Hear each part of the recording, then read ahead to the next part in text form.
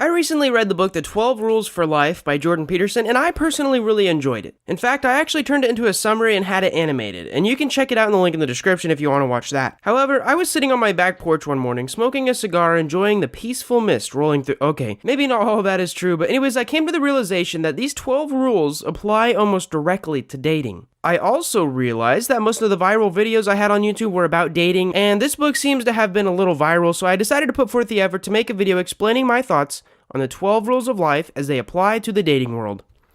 Now, first off, I'm probably going to get a lot of hate about this, but I want to make a difference between short-term dating and long-term dating. So you need to know that there are differences, specifically in evolutionary terms. These differences will help you understand some of the rules later on, so I'm going to get them out of the way now. In long-term dating, girls look for guys who show they have access to resources. Guys look for beautiful girls with wide hips, a gorgeous smile, and usually low body fat. Now this kind of makes sense because girls could get pregnant for 9 months and they want a guy who can provide them with food and shelter.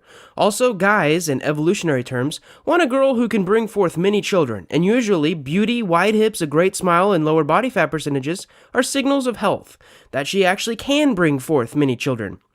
Now, let's go to short-term dating. In short-term dating, girls look for guys with wider jaws and guys with higher testosterone levels, and usually a decent status and access to resources. Also in short-term dating, guys look for somewhat beautiful girls, an okay smile, and a body fat percentage that isn't outrageous. And this makes sense because in a fling, a woman wants a man whose children will be tough and strong, just like the dad, right? And then later she can find a quote nice guy to help take care of her and her children if she does become pregnant. Now, men still seek out evolutionary health signals in short-term mating, but are willing to give up some of it for a chance to Netflix and chill. In other words, pass on their genes. Now remember, all of this is from an evolutionary psychology perspective of long-term and short-term mating. It could be Bobcus. Let's continue. Rule number 1, stand up straight with your shoulders back. A lot of what we call luck in dating is actually just confidence. Standing up straight with your shoulders back is a pure sign of confidence. If you can't stand up properly with a decent posture, how do you think you're going to attract someone that you actually want?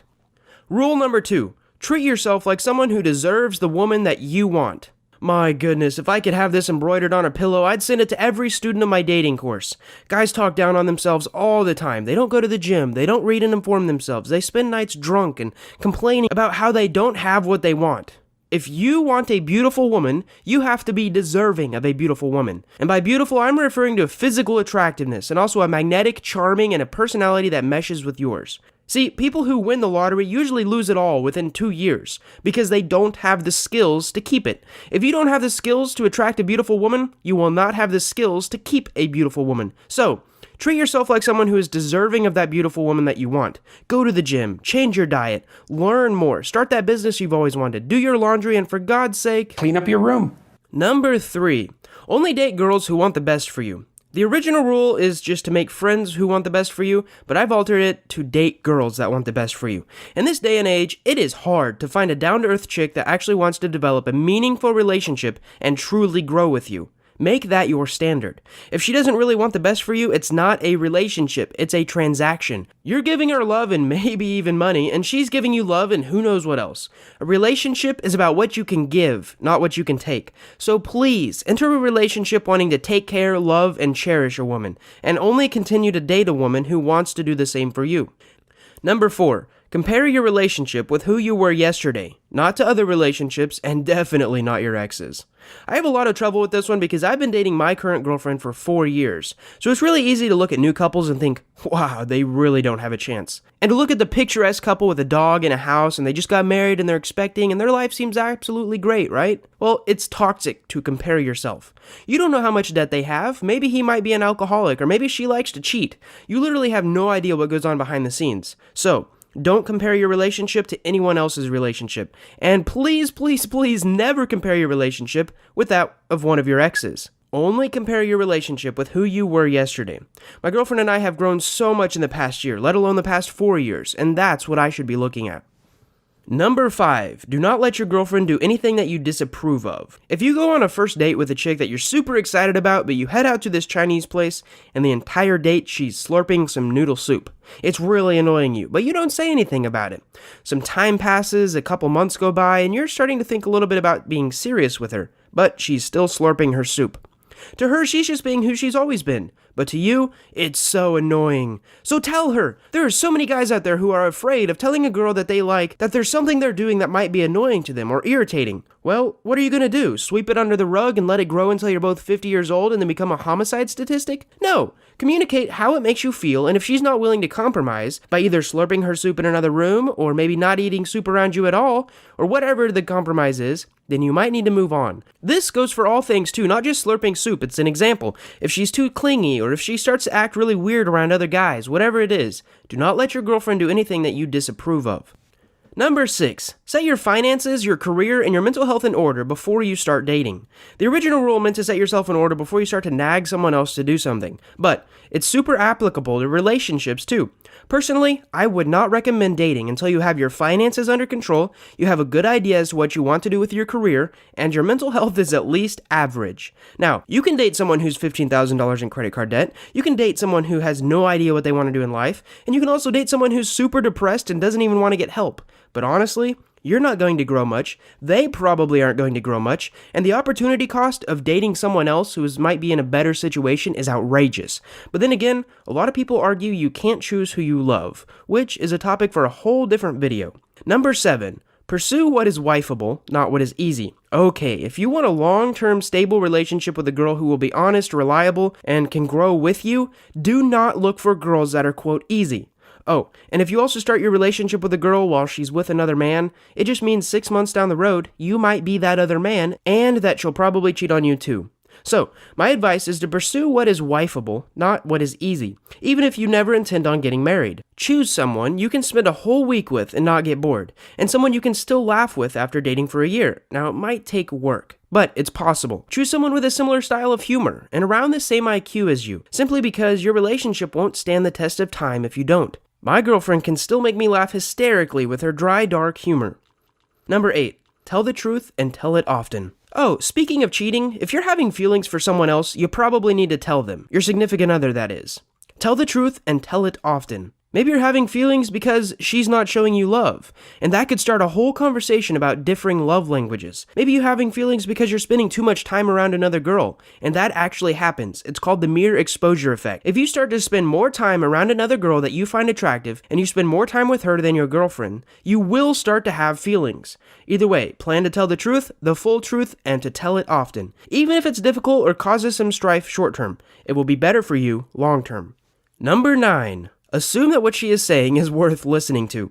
I know so many relationships that have gone completely sour simply because one person literally stopped listening to the other person. Yeah, there's the old adage, communication is key, and if you just listen more than you talk in a relationship, especially as a man, oh my goodness, your relationship will start to get better, and probably way better. Just listen. Show body language that you're listening, and then actually think about what she is saying. The difficult part about this is not doing it a week after you've started dating, but after 3 years of dating. And if you can master this skill, you're in the top 1% of men, and your girlfriend probably knows it. Number 10 is to be clear in how you feel. Hand in hand with telling the truth, you should also be very clear with how you feel. If you feel embarrassed because of something your girlfriend did in public, tell her so that it might not happen again. If you feel emasculated for whatever reason, you also need to tell her, because if you don't, it'll cause deeper psychological problems, not just for your relationship, but for you as a person. If you feel like your love is starting to fade, you need to be clear about that too. Maybe your feeling isn't justified and it's just because you haven't been on a date in 3 months. Or maybe it's because you both have been super busy and you haven't really talked that much. Whatever it is, be clear in how you feel and communicate it to your significant other. Number 11 is to make sure that you discuss having children between the 3 to 6 months mark. So this tip strays a little bit from the original tip, but honestly, the kids talk is really important. Not only to ensure you both have a clear vision and similar goals, but also because it could really change your view of the other person. I recommend having this talk around month 3 to 6, but it could really be a longer time frame if you're under 21 years old, simply because of the culture we're in. Anyways, mostly talk about how many kids you want and how you want to raise them. What if you have a child with a disability that requires intensive care? Or what if one of you can't have children? Some people say that the feeling of wanting kids but not being able to have them is one of the worst emotional pains a person can feel. I actually know a few people who lived their lives until they're around 45-ish, and then they wanted kids, but they couldn't, so they have to adopt, which is actually a great alternative. So talk about that too. 2 different parenting styles can cause a lot of problems, so try to get it out of the way earlier. And lastly, number 12 is treat her like she just said yes to a date. every day. Yeah, so the original rule was to pet a cat when you encounter one on the street. And it was a metaphor to be grateful for little things in life, otherwise you'll be sucked down by the pessimism and busyness of today's world. The same ideology applies to dating and being with a girl that you're with. You should strive to tell her often how much she means to you. Do little things that show love. Better yet, find out her love language and shower her in appreciation. Not only will it make her feel loved, cherished, and appreciated, but it'll actually make you love her more. The act of loving someone increases the feeling of loving someone. So, by doing something for her, you will actually start to feel better. This is why most people who have depression actually start to feel their depression lifting whenever they can care for someone else. And there are tons of studies that back this up. There's even one that says if you care for a flower or just a little plant in your room, it can have an effect on lifting your depression. Now, as I end this video, I want to let you know about a dating course that I created that has taught over 1,000 guys how to be more confident, how to be more attractive, and to develop the skills it takes to win over a girl of their dreams. I know it's pretty cheesy, but it's worked. It's called The Psychology of Attraction, and if you're interested in it, all you gotta do is go to practicalpi.com/POA or click the link in the description to enroll for a discounted price. I'm actually going to be releasing version 2 soon, and I'll be raising the price whenever I do that, but if you're in now, you'll get lifetime updates. So, thank you guys so much for watching. I hope you appreciated this video, and if this video is anything like the other video, I should be expecting a ton of interesting comments. I hope you have an absolutely wonderful day.